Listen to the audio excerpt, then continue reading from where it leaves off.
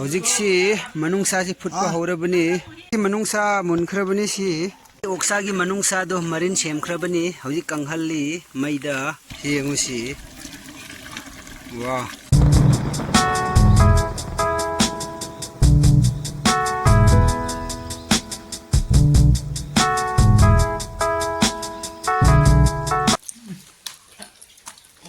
ꯌꯦꯡꯉꯨ ꯑꯩꯅ ꯆꯥꯕꯒꯤ ꯃꯐꯝꯁꯤ 이항 항이고 ꯏꯁꯦꯡ ꯑꯁꯤ ꯌꯦꯡꯉꯨ ꯆꯥꯃꯟꯕꯒꯤ ꯁꯤ ꯐꯝꯕ ꯉꯝꯗ꯭ꯔꯦ ꯈꯔ ꯁꯤꯁꯨ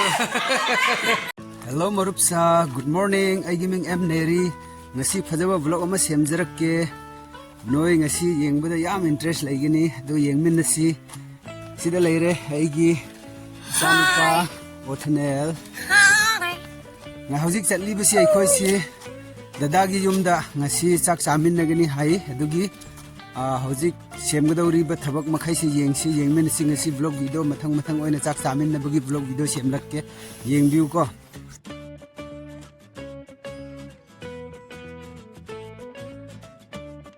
ꯑꯣ ꯋꯥꯎ ꯁꯤꯗ ꯉꯥ ꯑꯇꯥꯎꯕ ꯑꯃ ꯂꯩꯔꯝꯈ꯭ꯔꯦ ꯁꯤ ꯌꯦꯡꯉꯨ ꯉꯥꯁꯤ ꯑꯗꯨꯒ ꯁꯤꯅ ꯁꯥ वाव ओक्सा मरीन सेमगदव माले सिददा लेरे येंगलो त मरक सेमदा सोमदा लेरे ओमेगा हाइगी सानुपा लदागी खवाइदिगे तोंबा वाव सिदी ब्रोडकली वाव सि चागदौरी ब माले अदुगा सिना कइनो फूलगोबी सिना पेरुक अदुगा सोमदना बॉयलर लेरे ngasi boiler chagadabani siga view ngasi yam nungaigdabani vlog si sembadagi chaba phawba ai namlakke mathang oina yengsi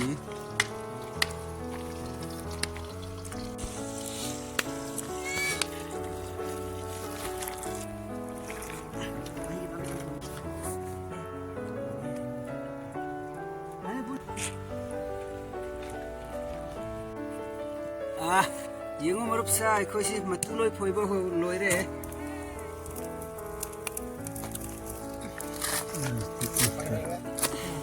ya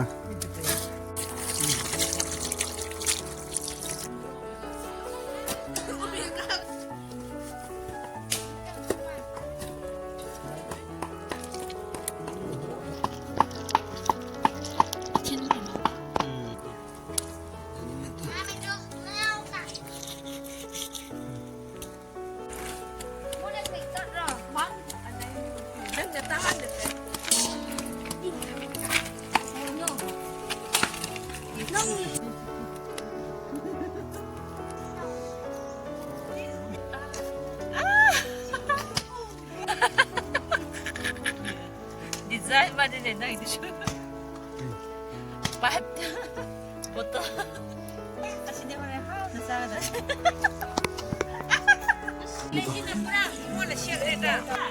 ꯍꯧꯖꯤꯛꯁꯤ ꯃꯅꯨꯡꯁꯥꯁꯤ ꯐꯨꯠꯄ ꯍꯧꯔꯕꯅꯤ ꯑꯗꯨꯒ ꯃꯅꯨꯡꯗ ꯂꯩꯕ ꯏꯁꯤꯡꯁꯤ ꯈꯤꯇꯪ ꯊꯣꯛꯍꯟꯕ ꯑꯗꯨ ꯅꯠꯇ꯭ꯔꯗꯤ ꯄꯣꯛꯈꯥꯏꯒꯗꯕ ꯍꯥꯏ ꯃꯔꯨꯞꯁꯥ ꯌꯦꯡꯉꯨ ꯍꯧꯖꯤꯛ ꯕ꯭ꯔꯣꯗꯀꯂꯤꯁꯤ ꯀꯛꯄ ꯍꯧꯔꯦ ꯁꯤ ꯐꯨꯠꯅꯉꯥꯏ ꯑꯗꯨꯒ ꯐꯨꯜꯒꯣꯕꯤꯁꯤꯁꯨ ꯀꯛꯄ ꯍꯧꯔꯦ ꯑꯩꯒꯤ ꯅꯨꯄꯤꯅ ꯁꯣꯝꯗ ꯌꯦꯡꯂꯧꯗꯅ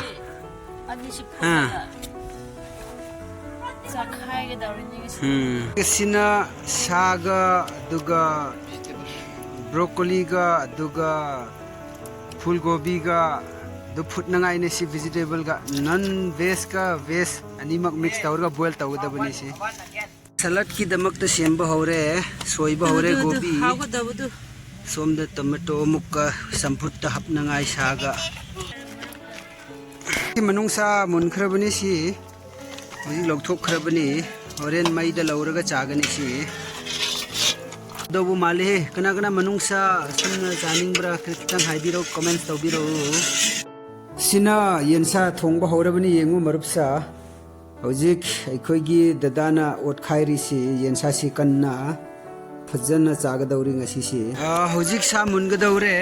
अस मनिन उबा ngamdrabra ko सासी येंगुसी वाह पुन्ना चाक चानंगाइ लफु मना ला मना अखोइ खितंग यानथत पचत के येंगु को इंग चटलीबनी लफु मना खितंग कक्थत लुखिगे यानथत लुखिगे हौजिक लफू मना हेगलनी सिदा सी कक्थलनी होजिक लोइना होजिक कक्थत पहौरनी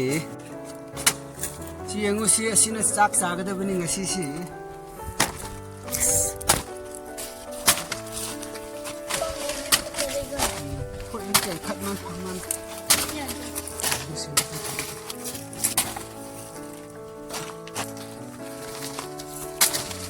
लफू मना सी मखै से कक्थली होजिक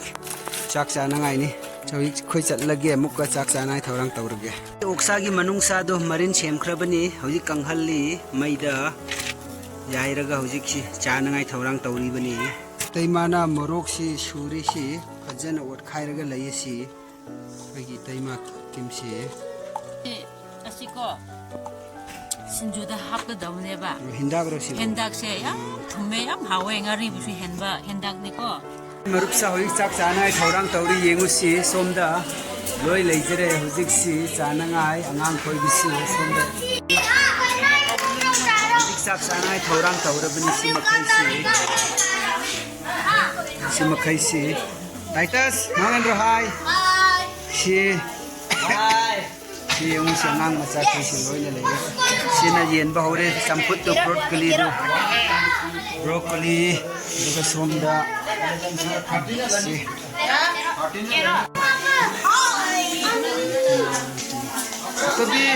तभी सिना तभी तेरे ऐगी चन्नुपीनी सी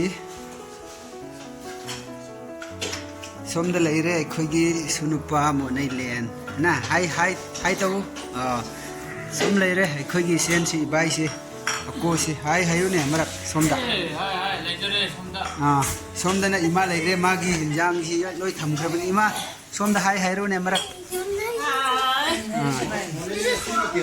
सोमदा लैरे अखोगी तैमा memory hi हायरोदा मरक सोमदा us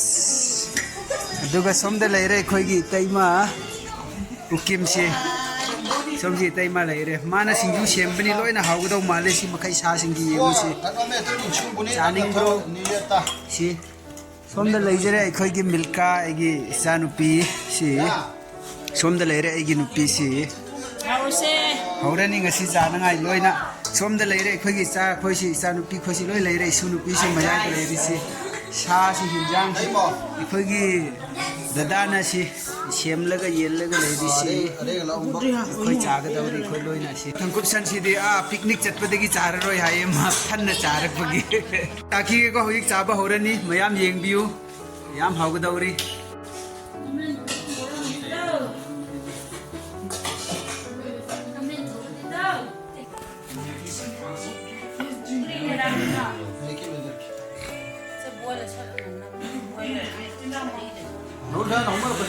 Sige mahinis.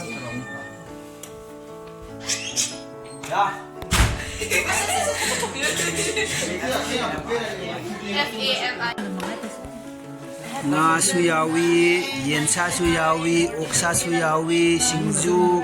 su yawi champut broccoli da phul gobi yaure duga nga ngauba pierup singju ni si makai si khai hot ti noi mak ke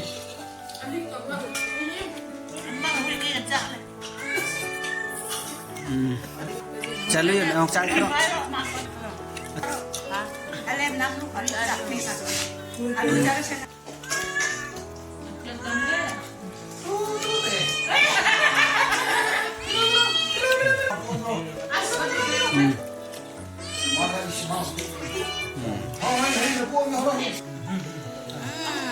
good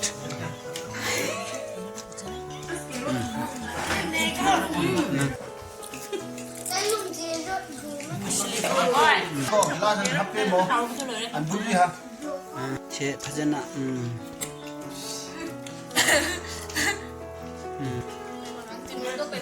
Sorry, kanaro. Inchang pame. hi guys ai su chaba horage mayam chakrabani adugi ai chagadori si sini Chau mesin. ai chagadori si sini si chau bisi So, dak pik deh.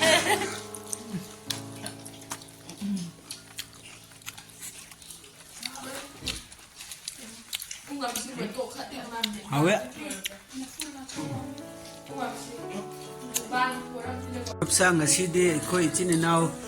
couples da chak sabni si ai nupi ai chak samin na ribni yengut ukhamani aduga adusu khoi da da aga ai tai ma si chamin nai som de so ai gi tai ma ga si tai ta samin chamin nai oinuga yam nungai chamin na si how bro yam how ko ngasi si ba bujari haye khoi da da na bujari tawni ngasi 예, 모자리 시티가 moi gu jum da chak chamin 그리 na 그리 ribni 펀션 내려지 빨리 타고 정말 해 우리 누구 누구지? 누구지? 자.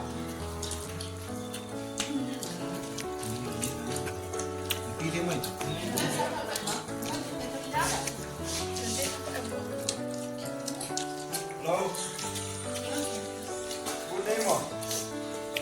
chak chamin na ribni yengu si mayam sa yeng biu ai khoi jumung makhai si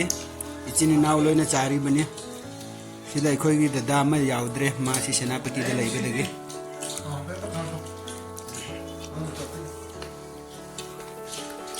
ai ta sau bro hawi ko sedalim hau bro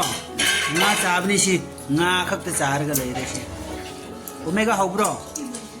hawi ko good Utnel, how bro? How are you? Toby, how bro? How are you?